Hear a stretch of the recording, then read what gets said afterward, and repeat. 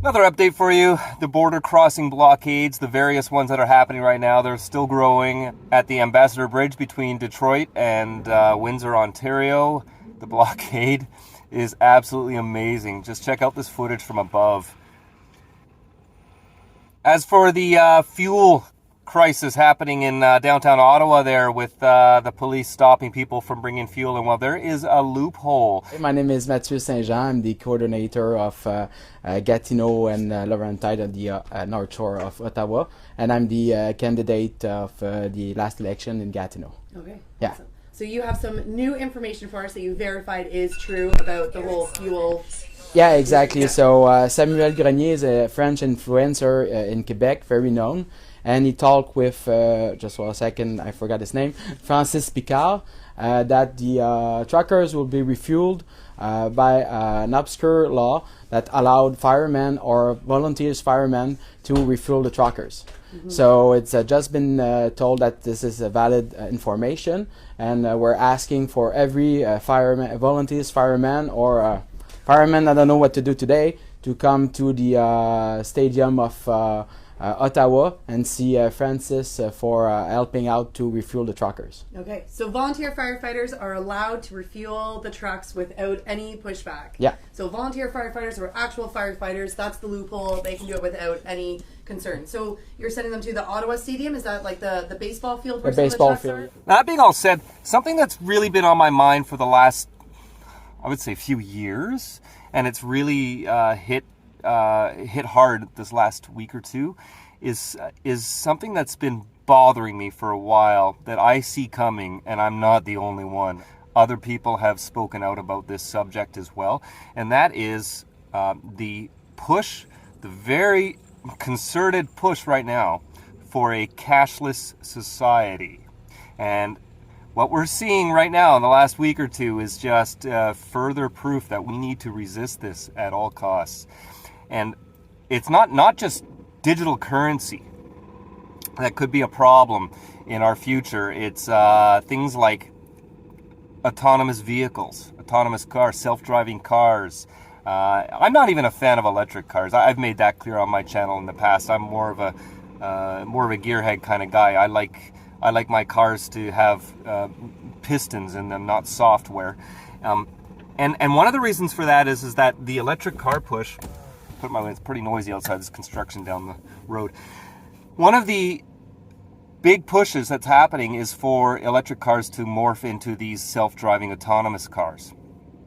And what we're going to see in our future, if we're not careful, is the loss of our control, having control to be able to move freely within your country, your personal vehicle. That's a huge piece of individual liberty and freedom. And you can call me a tinfoiler all you want, but there's already a lot of credible people out there discussing this. Analysts and whatnot have been talking about how this can be used against us. And if something can be used against us, you can be guaranteed it will. We are so lazy as a society that we trade our basic freedoms and our personal control over our own lives. We trade it for convenience all the time, and it's really, really frightening. Let me give you an example.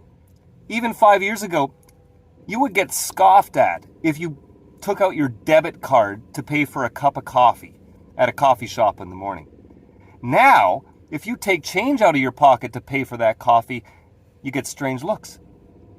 What's going on, people? We have to stop this. Even central banks and governments, including right here in Canada, have been discussing a digital dollar. They want to get into this whole crypto game too. You know, I'm not talking about cryptocurrencies and all that. That's all fine and great. But if you're going to give up your financial control to third parties and you don't have anything tangible in your pocket, it can be wiped out in an instant.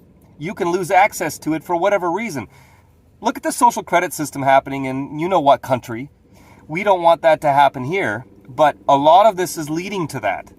And we're going to have, don't get me started about the vax passports. Anybody that actually thinks those have to do with vaccines and safety, if you actually believe that, you'll buy anything. You probably believe a carbon tax has something to do with the environment too, right? If you believe those sorts of things, I have amazing oceanfront property in Saskatchewan to sell you because you'll buy anything. Don't be naive. Your passport, your Vax passport, will, if they get away with what they're trying, it's going to become permanent. There's a reason why federal government right here in Canada, Trudeau's government has spent over $1 billion helping provinces develop their passport system. They don't do that for something that's temporary. Wake the hell up. And all around the world this is happening. Now, when this morphs into everything, your digital ID, which provinces and states and countries around the world are all working on a digital ID system to replace your driver's license card in your wallet, it's going to have everything. It's going to have your vaccine records, it'll have your banking information, your driver's license, and God knows what else they want to put on there. How long until, well, if you don't comply and you don't get your 19th injection in your arm, you suddenly can't start your autonomous vehicle because you're not complying with the government? And how long until that vehicle will not take you to where you want to go? Because let's just say we want to practice our democratic right to protest and drive a convoy to a city, but our cars won't start. Or you can't enter the city because they flip the kill switch and all the autonomous vehicles suddenly shut down.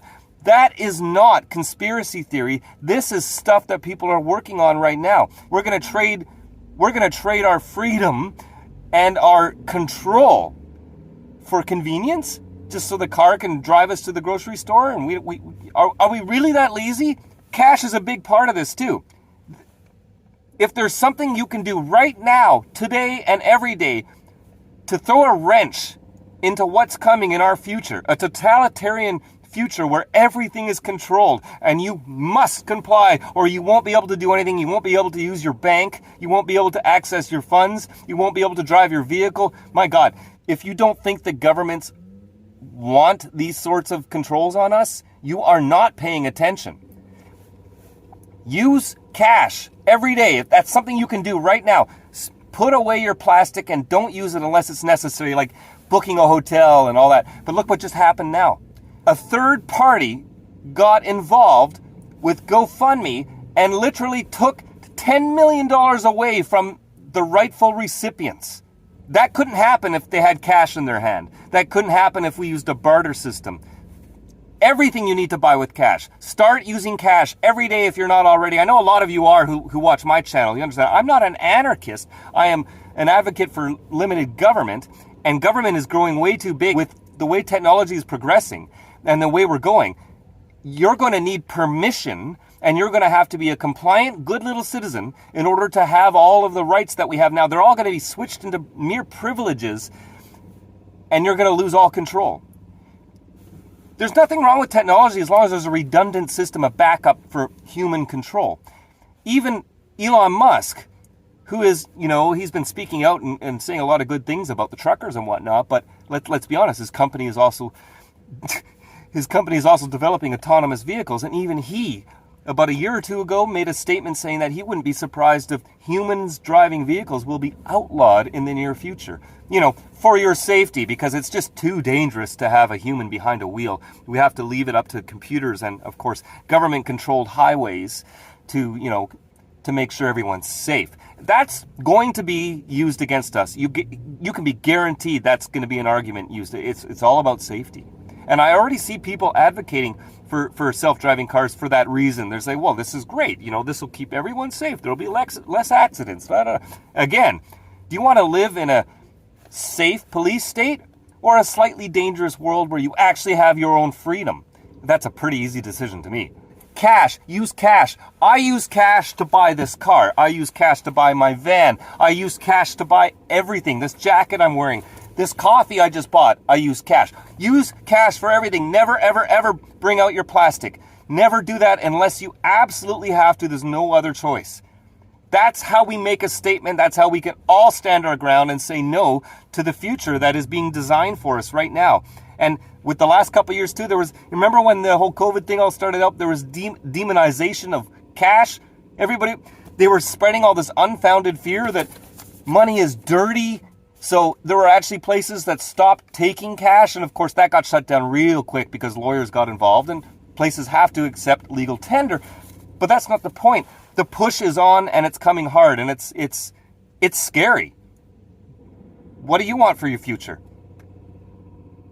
Imagine not being able to have a garage sale, or your kids can't have a lemonade stand and accept cash. Like, how are we going to do these things? The government wants their hand in everything, and they want everything controlled, and they want your finances completely controlled. They don't just want to know how and why you spend your money. They want to control where you spend your money and whether or not you can even get your hands on your own funds. That is going to be our future.